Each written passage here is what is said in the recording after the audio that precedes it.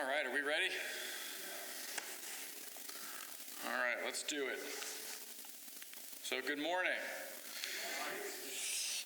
Similar to last week, the workbook focuses on chapter 47 of Genesis for this week, so I'll do a little background first on chapter 46, because really these chapters are all, the narrative is all very, very important. You can't, I think, cut out any of the narrative. And so I'll just kind of go over, review what happens in chapter 46 first. We left off chapter 45 last week with Jacob admitting that Joseph was alive. His precious son, his favorite son, the son of his beloved wife Rachel is still alive. And he finally admits that, he finally accepts that, and he says, "It is enough. Joseph, my son, is still alive. I will go and see him before I die." Jacob was about 130 years old, which, sometimes we kind of hand wave the age of people in the Old Testament because it's like, oh, that's ancient, they just lived that long. 130 years old is still extremely old in 1800 BC or whatever this is. It is a significant emotional event for Jacob to leave his home and make this journey through the desert all the way down to Egypt, and it's significant for a couple of reasons. So here, for our art history this morning, this is Pharaoh receiving Jacob, and Jacob this is his blessing of Pharaoh, as we'll get to it, but again,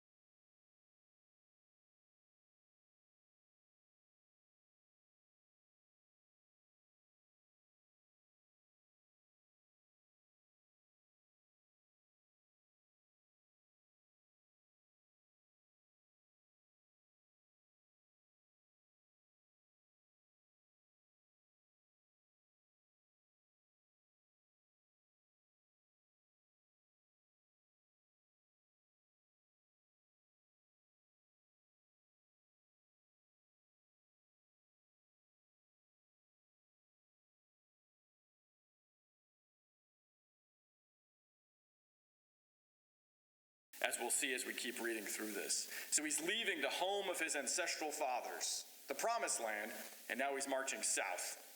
And he gets to this place, Beersheba. Beersheba was the place where Abraham had made a treaty with Abimelech, king of Gerar, one of these Canaanite kings.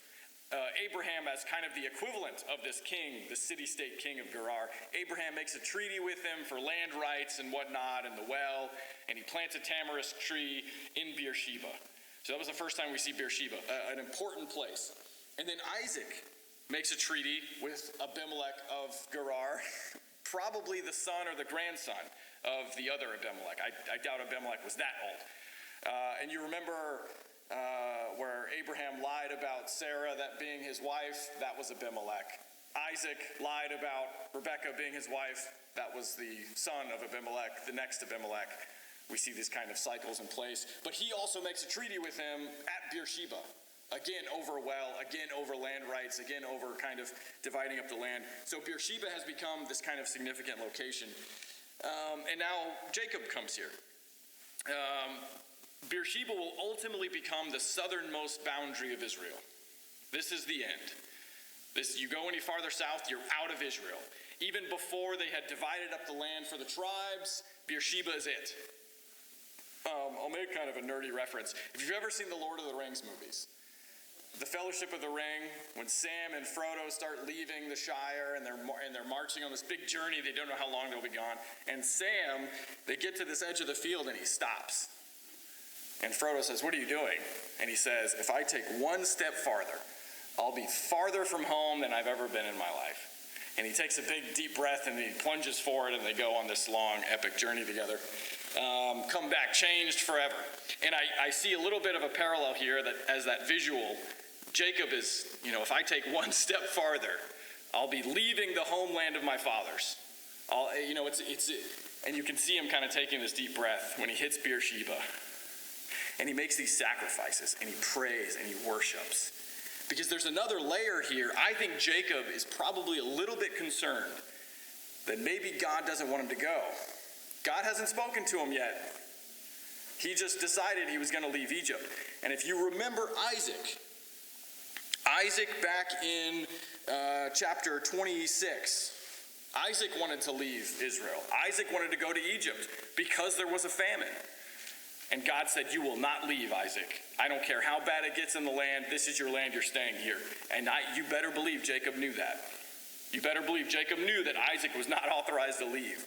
And so I think before Jacob leaves, he's right on the edge of the boundary. He does this. And God authorizes this by coming to him in a vision. He speaks to Israel in visions of the night. And he says, Jacob, Jacob. And he responds, here I am. And God tells him, don't be afraid to go to Egypt, for there I will make you a great nation. And this call he gives to Jacob, the repetition of his name, Jacob, Jacob, and the response, here I am, that is a form used very often in the Old Testament. That was the same way he called Abraham. Abraham, Abraham, here I am. Jacob, Jacob, here I am. Or Moses, Moses, here I am, in Exodus 3. Samuel, Isaiah, they all responded, here I am, when God called upon them. And you see this kind of repetition of theme and language, how it repeats itself. And God tells him, you can go. Don't be afraid to go. It's okay. I'm going to bring you back. And you wonder, and God says, I myself will go down with you to Egypt. And I'll bring you up again, and Joseph's hand shall close your eyes. And you wonder if Jacob knows he's going to die in Egypt, even when God says this, because God will bring him back. His remains will be brought back. The people will be brought back, but Jacob's going to die in Egypt. And then God offers him, which I think is this kind of unique thing. The last thing God says here in verse 4, Joseph's hand shall close your eyes. It's this very kind of touching thing. Jacob, remember the catalyst to get him to go was not famine. Jacob refused to leave for the famine. But the fact that Joseph is alive, that's why he's going. And God then offers him this other comfort, that your son, your beloved son, the son of your beloved wife, he will be there at the end. You'll die in peace, and he'll close your eyes for you. And I think to Jacob, that was a very, very powerful, comforting thing that God offered him. Not only is he authorizing him to leave Egypt, or to leave Israel for Egypt, he's blessing him in doing so, and he's giving him this other kind of small comfort as kind of a reassurance that he's doing the right thing. Pretty profound vision that Jacob has here, at a very profound place in Beersheba. And so then they continue their journey. So Jacob sets out from Beersheba, and you can see him remember he said his spirit was revived when he heard Joseph was alive. And you can see the 130-year-old man kind of getting some of his vigor back, I think. And so he sets out, now authorized by God, assured in his purpose.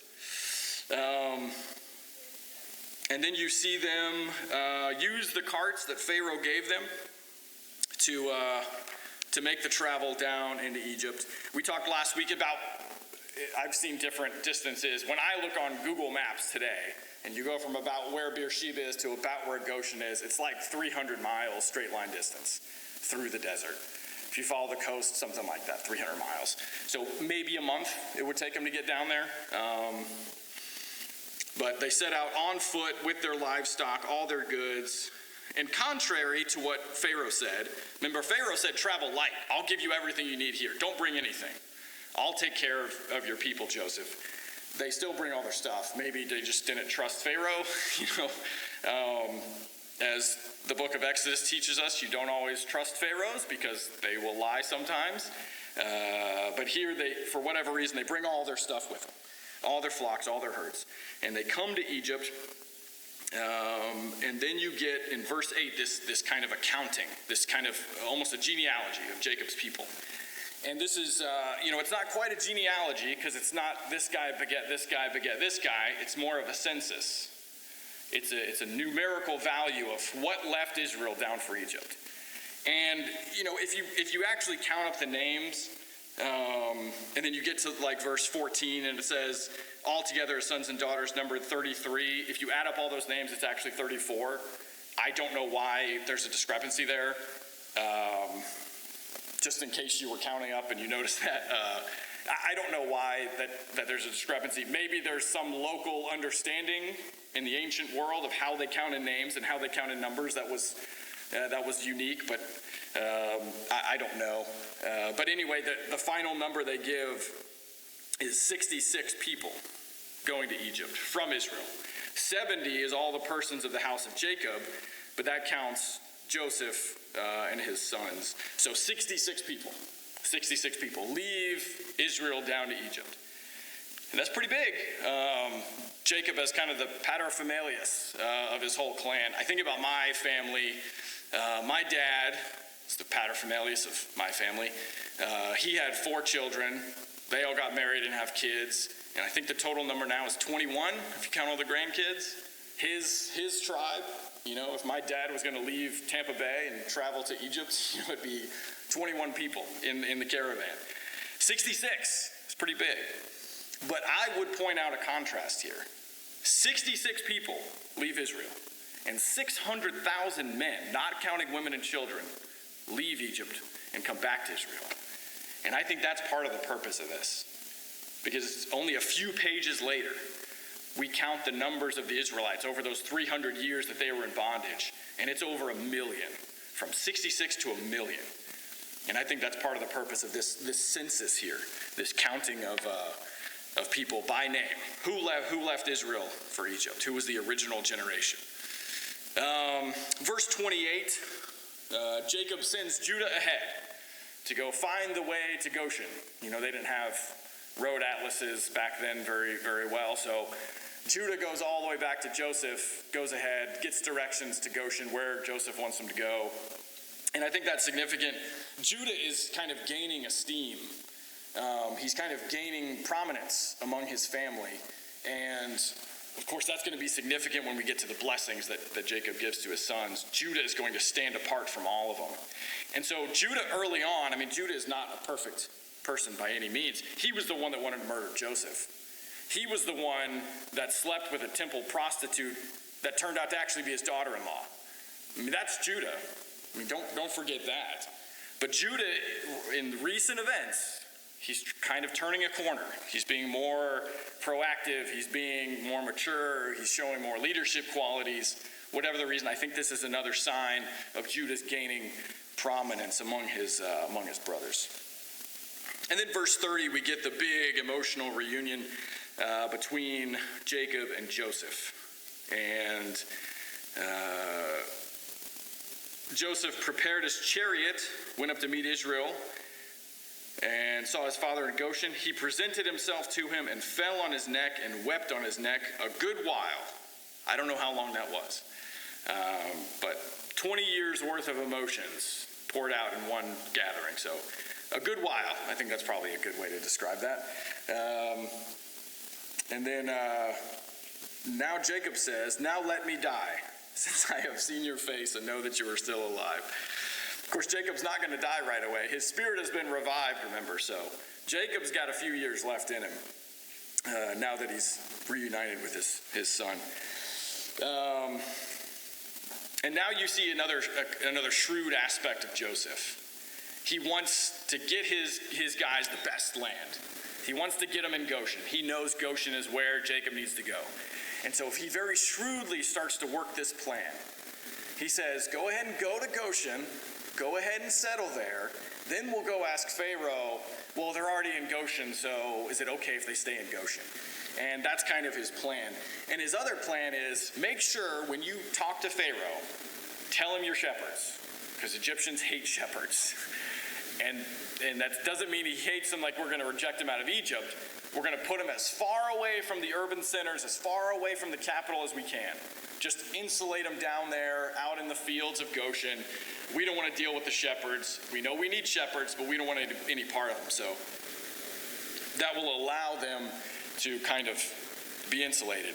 And I think, last week we talked about it was important for the Israelites, this fledgling Israelite nation, it was important for them to go to Egypt because they would survive the famine. And that's part of the reason God sent them down there. But it's not just to survive. It's not just to survive. It is to get them in an insulated, separate place. Because if Jacob's people just go to Egypt and live with them, they're going to intermingle, you're going to lose your identity. And so Goshen will keep them safe. It'll keep them insulated. It'll keep their identity as God's people intact. And that's exactly what happens. And so you see all these little workings, all these little things God does along the way to ensure that that happens for his people.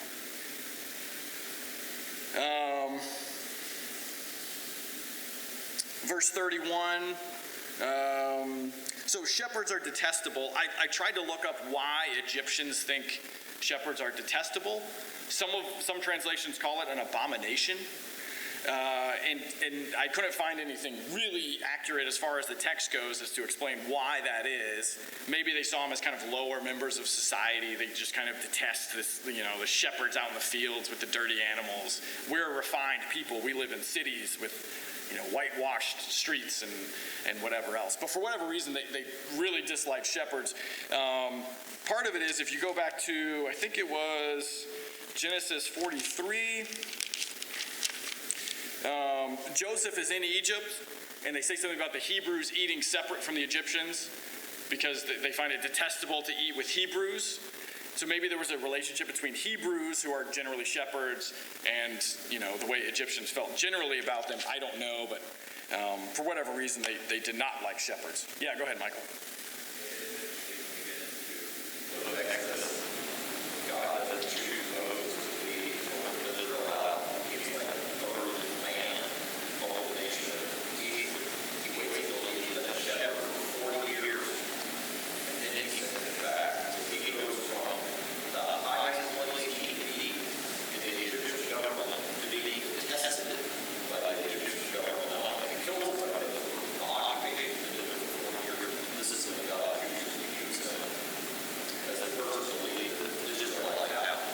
That's a great point. That's a great point. For those at home who couldn't hear, what Michael pointed out is that Moses was in a very high position in Egyptian court. But God didn't choose him at that point. He chose him once he became a shepherd, probably also because he learned a little bit about shepherding sheep, which he was going to do a lot of with the Israelite people, and then brought him back 40 years.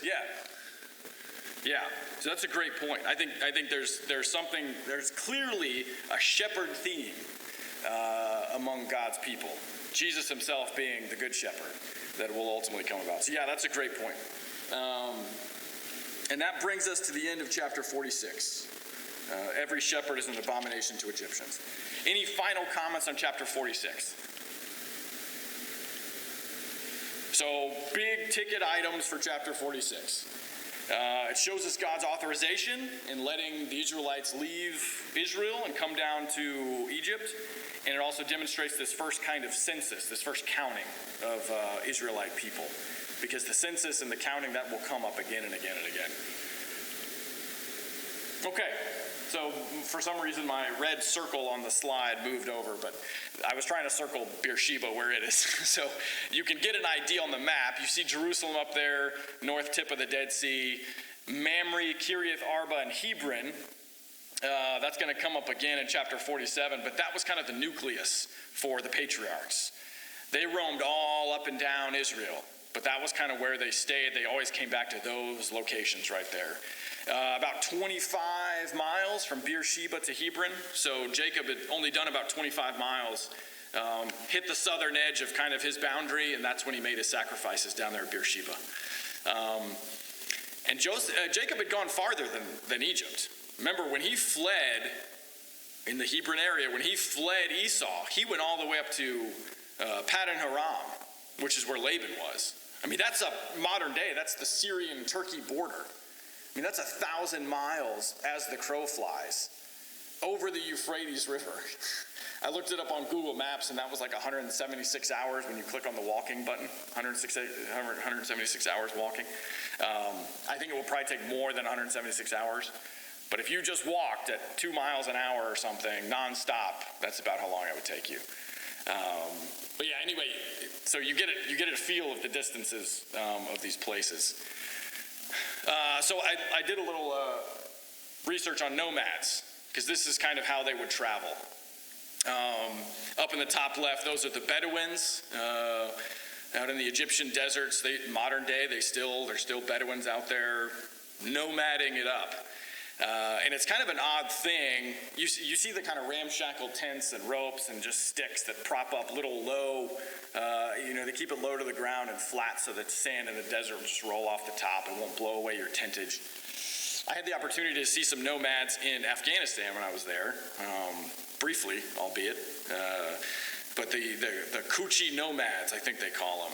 They used to roam throughout Afghanistan and all of Pakistan. Modern borders kind of shut down, and so they mostly stick to Pakistan now. But it's these Pashtun people, and they're nomads.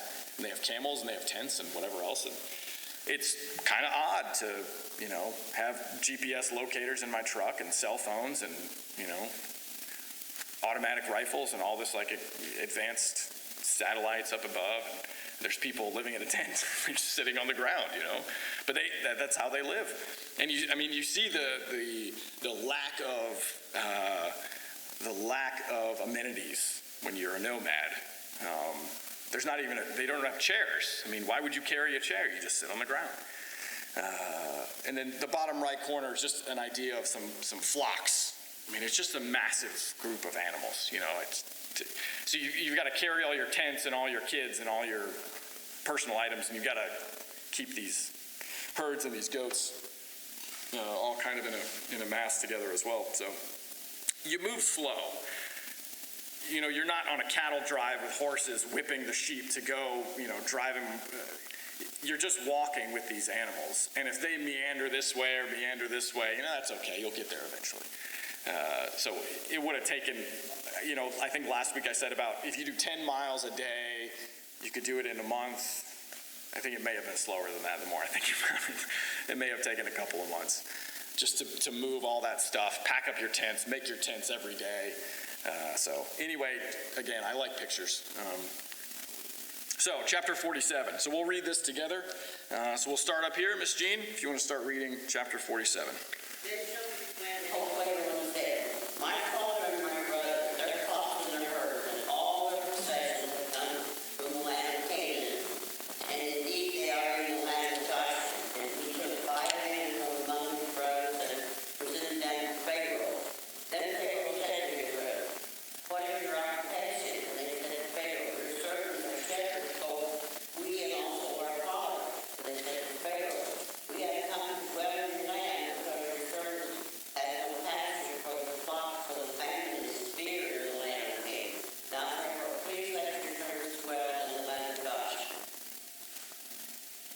Spoke to Joseph, saying, "Your father and your brothers have come to you.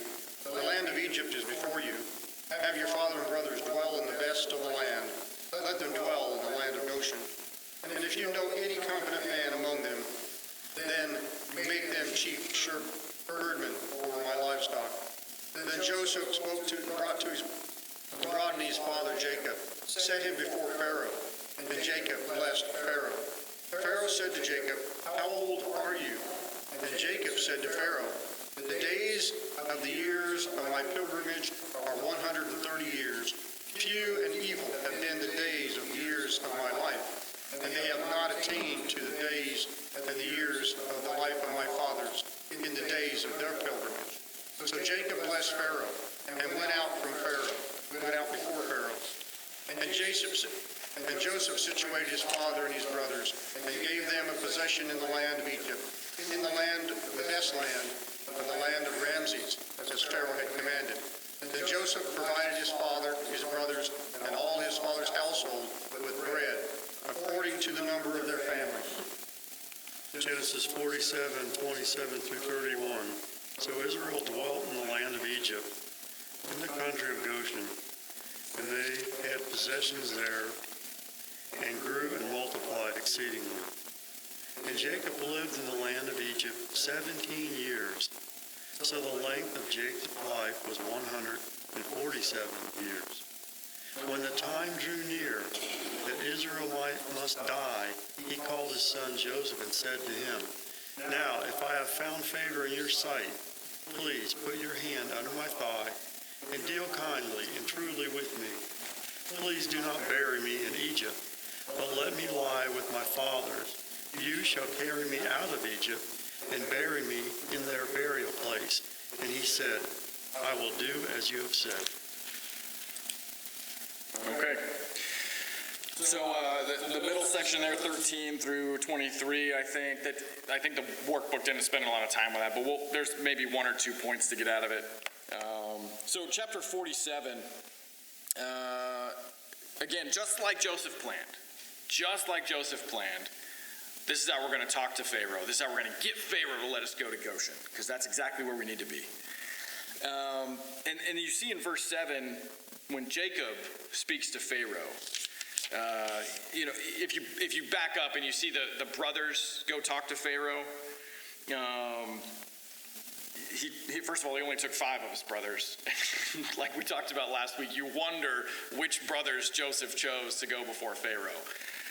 Judah was probably one of them at this point. Reuben, I don't know, but he's like, well, we're only going to take 5 of you to go see Pharaoh, because maybe the rest of you would just screw it up. I don't know. But Pharaoh's perspective on Joseph, he has such a high opinion of Joseph. He sees his other brothers, and he's like, if any of these guys have any skill, put them in charge of my stuff. I mean, you think about the investment he put into Joseph and the return he got from that investment, that little bit of trust he put in Joseph, this Hebrew, this slave, and how valuable that turned out for him, surviving the famine, and now the entire world is coming to Egypt, giving them everything they have for grain because Joseph got that for you. I think about a few years ago, I was a company commander, and I had an XO, and he was great. He did everything I didn't want to do. And he was excellent. He was a perfect employee, so to speak. And, if that guy came to me one day and said, hey, sir, here's my 5 brothers. What do you want them to do? They'll do anything you want. I'd be like, great, I'm going home. You guys do all this. Because, when you find good people, we're going to put them to work. And so Pharaoh has this wow, 5 more Josephs? This is incredible. And so he immediately offers them, if they have any skill, put them in charge of my livestock as well. But you see the deference that the brothers give to Pharaoh. Your servants are shepherds. Your servants. They don't say me, I am. They say your servants. It's a very humble way of speaking. And when Jacob talks to Pharaoh, he doesn't do that. Jacob, I think, maybe he's hit the point where he's just so old he doesn't care anymore. I don't know. I mean, he's 130 years old. Why are you going to bow to anybody at this point? Maybe it's the pride he had in being the carrier of God's promise. And so I bow before no man. I don't know. But he speaks to Pharaoh as more of an equal. I mean, if you think about it, Abraham, Isaac, Jacob, they were the roughly equivalent of a king back in Egypt. They were making treaties with kings, and kings were treating them as equals back then. Maybe they weren't on the level of Pharaoh as far as wealth and status in the ancient world, but Jacob he's up there. Not only does he have that kind of elder status, which ancient world elders, older people, were given a great deal of respect that we just don't do today. For whatever reason, our society has lost that. I remember in Afghanistan, there was this term, Rish Shafed. It meant white beard. And white beards were men of respect. They were men of honor. It was like a term of endearment. You call somebody a white beard today, it's probably, you hear somebody call somebody that in America, it's probably not a term of endearment. But in ancient cultures, that's, but for whatever reason, Jacob speaks to Pharaoh as kind of this equal. He doesn't call himself your servant. I'm not Pharaoh's servant. I'm Jacob, I'm Israel. And then we get this conversation where Pharaoh, I think impressed by Jacob's age, he asks him how old he is. And we talked about this in the lesson last week, so I won't, repeat myself too much, but Jacob gives this kind of startling answer that the years of my pilgrimage are 130. Few and difficult have been my years. Few and difficult. And we talked last week about the struggles that Jacob has faced in his life. This morning we talked about his travel 1,000 miles up to Paddan Aram to flee Esau. And I forgot, Lindy reminded me of this the other day. He had a daughter, Dinah. What happened to her? She was raped. And as far as I can tell, that was his one daughter. His only daughter. I mean, that's, for a man to live 130 years, that's a lot of trial, even spread out over 130 years. That's a lot of hardship. And so Jacob gets to Egypt, 130 years old, and he feels like his life has been a big fat failure.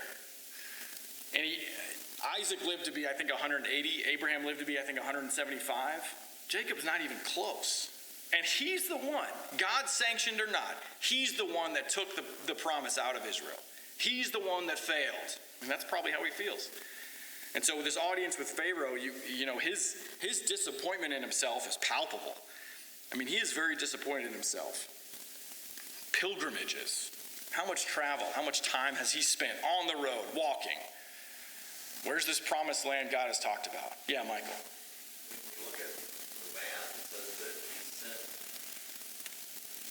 his son after the famine had been there for 2 years. And so all of this event happening, there's still 4 or 5 years of this famine left. Right. But when he moves to Egypt, but it's interesting, for some reason, after the famine is over, he doesn't have to go back up and go back up again. Yeah. Because he was here for 7 years, until started on 130, he died at 147. So there's 12 years that he could have brought his family to Canaan. He decided to stay in Egypt. Right. Right. Don't go back. I don't know. I suspect, why did Jacob not leave Egypt after the famine? That's the question. Why did he stay 17 years, not 5 after the famine was over, and take his family back? I mean, he clearly had it seems to me, the physical capability maybe to make that journey again. 15 years left, 12 years left in his life, 10 years left. I mean, he couldn't go back. And I suspect that there is one interesting kind of mathematical note. I haven't quite molded over and figured out the value of this. But Joseph was 17 when he was sold into slavery. Then there was a 20-year gap where he was in Egypt. And then Jacob came to Egypt, and it was 17 more years from the time Jacob reunited with Joseph to the day he died.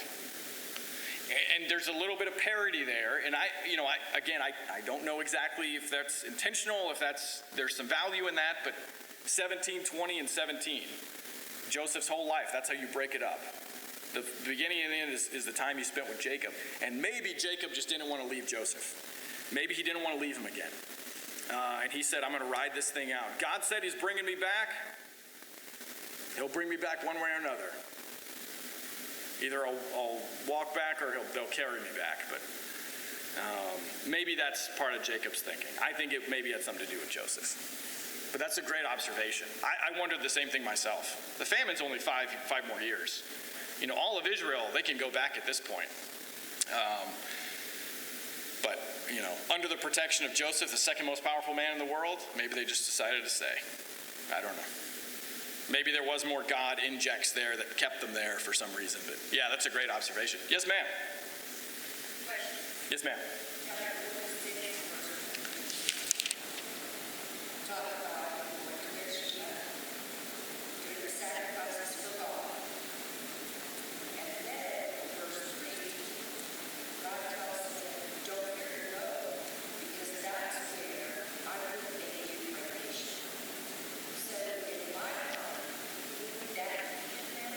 Yeah.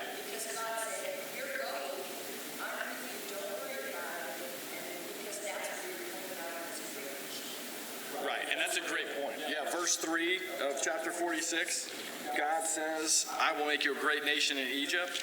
And that's why, and I'm glad you pointed that out. And that's why, again, I think when God said, I'm going to bring you back, Jacob knew he wasn't talking about Jacob personally. I don't know, you can't make a great nation in 5 years. It takes time, I think. And so I think you're right. I think that's the key right there, is Jacob maybe understood God's promise. Yeah, thank you for bringing that up.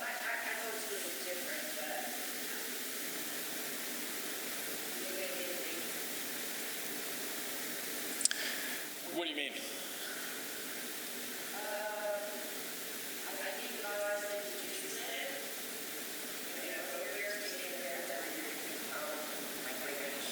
Yeah.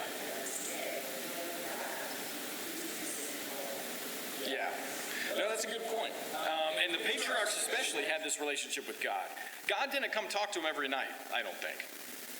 I mean, it was years, decades even, I think, between times God said something to him. Remember Abraham, how often Abraham kind of lost faith in the promise, you know? And it's not like he lost, it takes us 2 minutes to read 40 years of Abraham's life, because that's all we're given. But for 40 years, Abraham is basing every decision he makes on one vision he had with God. You know, it's hard to keep that in mind. How often we go to church every week. And Sunday to Sunday, how much do we forget what we learned on Sunday? You know, how much faith do we lack in between services, in between times God is speaking to us? So I think that's a fantastic point. That's the human perspective right there. But, you know, maybe Jacob, maybe at 130 years old, he had learned something. And he said, God said this, and I'm waiting here until we're a great nation. I am not leaving this spot because God said he's bringing us back. When it's time, he'll bring us back. Maybe Jacob had learned something after all. Yeah, I think that's a great point. Let's see, good discussion, very good discussion. Let's see, any other comments about that section? So verse 13 then, look down to verse 13. We get a description of Joseph's administration, and we get kind of a first-hand look at why Joseph was so good, so smart, so shrewd, why he was so successful for Pharaoh. Sorry, I'm way behind on slides. All right, I was only 5 behind. So Joseph, you see the Egyptian citizens are out of grain now because Pharaoh controls everything. This is Pharaoh's grain. This is not subsidized grain. This is Pharaoh's. You want this grain, you're going to buy it. And so the Egyptian citizens now start coming to Joseph to buy grain.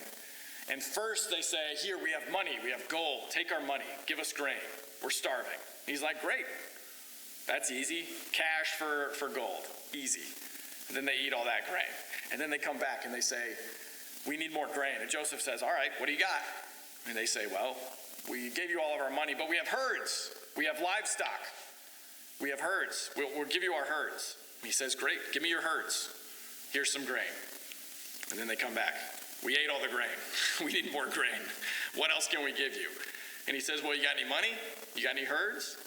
Do you have any land? Oh, yeah, we got land. Take our land. We're starving. Take our land. And so Joseph, Pharaoh's wealth, Pharaoh's authority and his power is just increasing with all of these things. And then they come back and they don't have any land. What do they have left to offer? There's only one thing they got left, themselves. And so Joseph accepts them into servitude or slavery. And, you know, we've got very specific connotation of slavery in 21st century North America. Slavery back then was very different from the slave trade of, 17, 18, 1900s. So don't equate those two things. Slavery back then was kind of I willingly am putting myself into your service for 6 years, and at the end of 6 years, my debt's paid off. It was this kind of very transactional thing. In fact, Joseph, it seems kind of harsh what he's doing, but he is doing these people a favor, because once they become Pharaoh's slaves or his servants, they are Pharaoh's responsibility. Pharaoh will feed them, period. And so that's how Joseph, without totally ruining them, because he could reject their offer of slavery. He says, you're worth nothing to me as a slave. You're just going to eat our grain. Go away. We already got your land, but he doesn't do that. And so Joseph keeps the Egyptian nation as well as his own nation alive, surviving this famine for these 5 years that they have left. Joseph is shrewd. And he's also, I think we see some just handling in here. He's a fair kind of administrator. In verse 25, we see this theme again. We saw it in the chapters 42 through 45 last week. Joseph saves lives. Joseph saves lives. Verse 25. The Egyptian people, you have saved our lives. May it please my Lord, we will be servants of Pharaoh. And then Joseph makes this statute that Pharaoh will have a fifth of everything they have. And the only thing that Pharaoh doesn't get to touch is the land of the priests. And you see some hints there. There's some similarities with the tribe of Levi maybe later in the law of Moses. The way the priests are taken care of. by the collective. And I don't know if that influenced the law of Moses at all, what they learned in Egypt, but anyway, it's there. Verse 26, he makes this rule, and it stands to this day. And it gives us, some people, I've always accepted Moses wrote Genesis. He wrote the first 5 books of the Bible, the Pentateuch. This is one of those markers people try and use to trace back. Well, when was this day that the author is talking about? They try and determine authorship. So if you're interested in authorship stuff, here's one of the little places where you can go to study some more. And then verse 28, Jacob lived in the land of Egypt 17 years. So the days of Jacob, the years of his life, were 147. And then verse 29 through 31, we get a kind of a nice scene here. 17 years after Jacob traveled, it's finally time for him to die. His life force is finally about petered out. And he knows it's time. And so he has the opportunity to kind of deal with his sons, as we'll see in this and the next chapters. But first he makes Joseph make him this promise. If now I have found favor in your sight, put your hand under my thigh and promise to deal kindly and truly with me. Do not bury me in Egypt, but let me lie with my fathers. Carry me out of Egypt and bury me in their burying place. He answered, I will do as you have said. And he said, swear to me. And Joseph swore to him. Then Israel bowed himself upon the head of his bed. And there's a couple different translations of the last verse, but we'll get to that.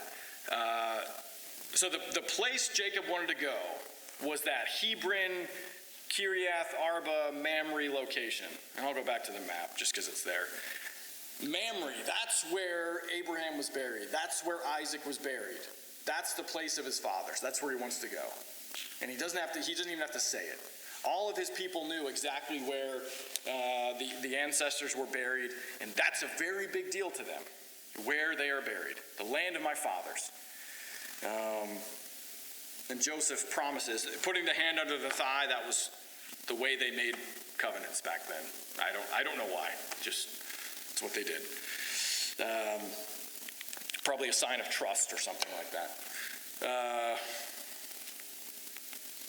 And then we get, and again, we talked about Jacob and why did he not leave. You don't see any real regret here from Jacob. Hurry up, try and get me back before I die because God said I was going to be brought back. There's none of that. He knows he's going to die in Egypt at this point, and he's okay with that. And again, I think Jacob has matured and he understands the promise now that it's not just about him. It's something much more far-reaching. It's going to take time to build up this great nation, and I think Jacob understands that. And so his only concern now is just bring my remains back to Israel whenever you get the chance. And he makes him swear, and then Joseph swears. And then the last verse there, depending on your translation, in the ESV, verse 31 says, Israel bowed himself upon the head of his bed. The NIV says, Israel worshipped as he leaned on the top of his staff. And I don't pretend to know enough about ancient language to know why this discrepancy exists. I don't know, if you have different translations, it may say something different entirely. I don't know exactly which one is right from a linguistic perspective. What I will tell you is, though, if you read this from the NIV, Israel worshipped as he leaned on the top of his staff. Who is he worshiping? That's the question.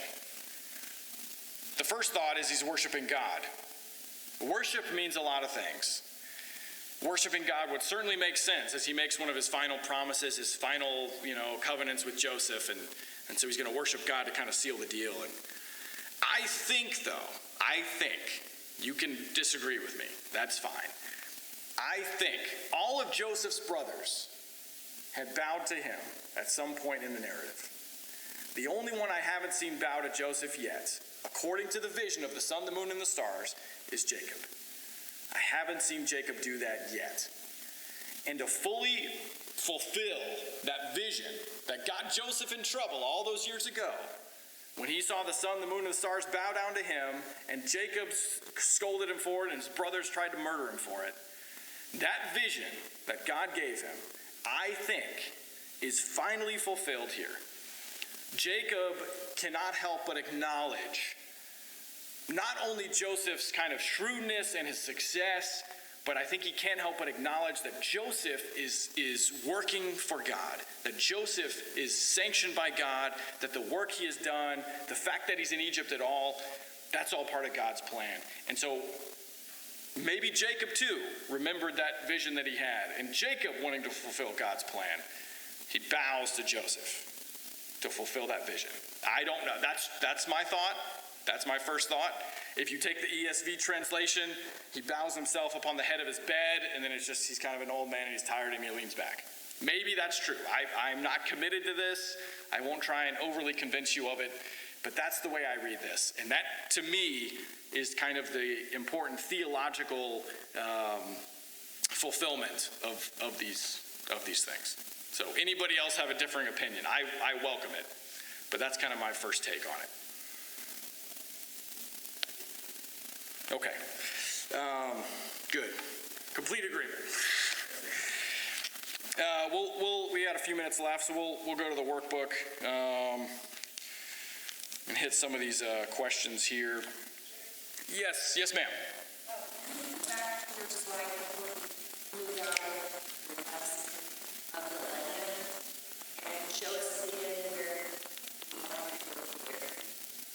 Sure. So if you look at the map, if you look at Dead Sea and go due west, you see Hebron, Kiriath Arba, and Mamre. Hebron and Kiriath Arba, two interchangeable names, I guess. Mamre, very close proximity. Somewhere in there. Somewhere in there was, I think, the geographic nucleus of the patriarchs' kind of pilgrimages. And I think that's about 15, 20 miles south of Jerusalem.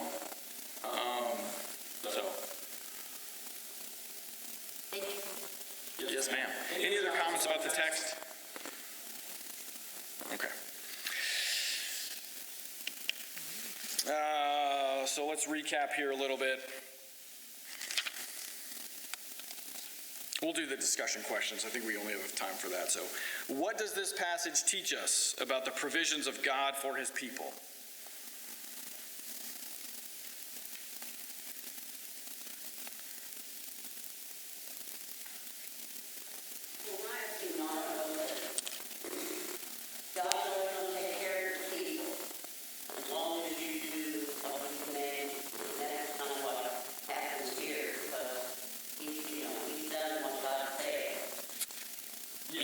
Takes care of you, but there is a condition.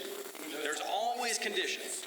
And I think that theme is reiterated over and over and over in the Old Testament. And over, God's people fail to meet those conditions. And it takes a generation to wipe them away. I mean, read, from Exodus through Judges, through the conquest of Canaan. We get a judge, he's good, the people are kind of good again, and then the judge dies, and the people are bad again, and then it takes another judge, and they make him good again, and it's over and over and over. And then we have kings, and then the kingdom divides, and we have some good kings, we have some bad kings, we have the prophets, we have the Assyrian captivity, the Babylonian captivity. All that stuff was teaching God's people that they had not met the conditions of righteousness. And God was trying to show them through pain, because that's the only way they were going to learn, that they need to correct their behavior. Cast out the idols, cast out the evil from among you. Yeah, I think that's a fantastic point. And you see the same thing here. And I'd even layer, yes ma'am.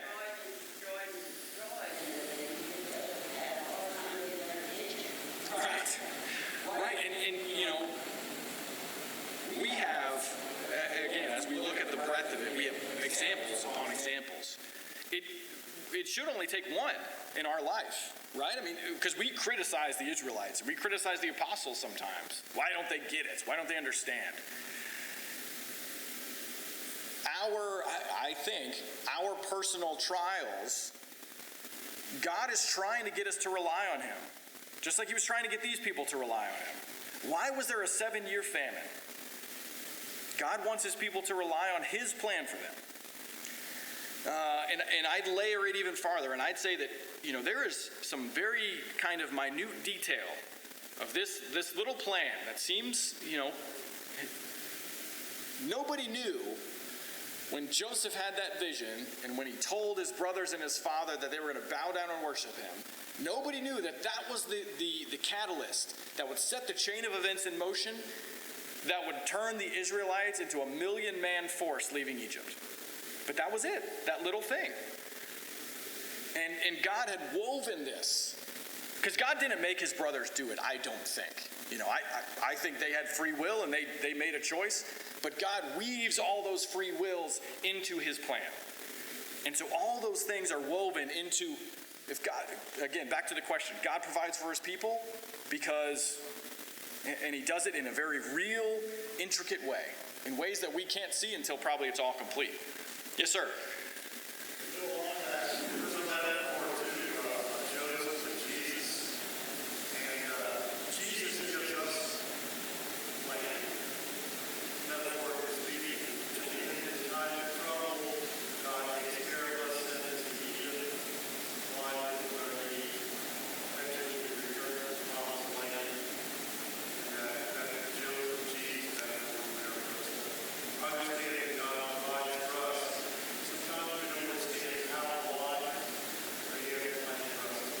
Yeah, I think that's a very good point. And Joseph, Jesus, there's a very clear foreshadowing there. And we pointed out last week, Joseph, through a betrayal and through a murder-esque, saves lives. Saves lives.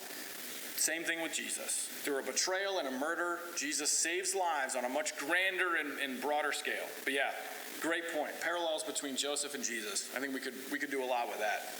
Any other comments on that question? All right, we got time for one more. Verse 3, why do you think Jacob wanted to be buried in the promised land?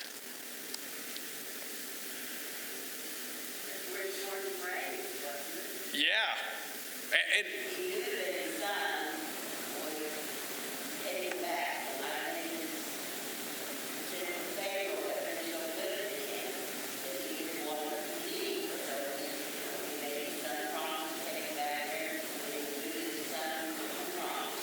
yes, absolutely. The land of his fathers, right? Yeah, Wally, you had something? This is the only land also of the first. Hebrew and Egyptians, they were trained by nature. One of the reasons they were despised. The only piece of land they had was there. And this is also the land of the Lord. Our land was purchased from Allah from heaven. Yeah. That's the purchase we're looking to go to. I think there's another metaphor there. Joseph, Jacob, all of them was carried back to the place where the fathers were. And the metaphor there is God established a place for us to go and God. Yeah, very good. An imperishable inheritance. Yeah, very good. Very good. Any other comments on that? We're about out of time, so. All right, appreciate your attention this morning. Next week, we get to chapter 50. Lesson 12, that's right. And next week is, Wally asked me to pick out which lessons I wanted to do. Next week is why I picked this block of lessons. When Jacob blesses all of his sons. I think it's incredible. So we'll do that, and appreciate all of your attention this morning.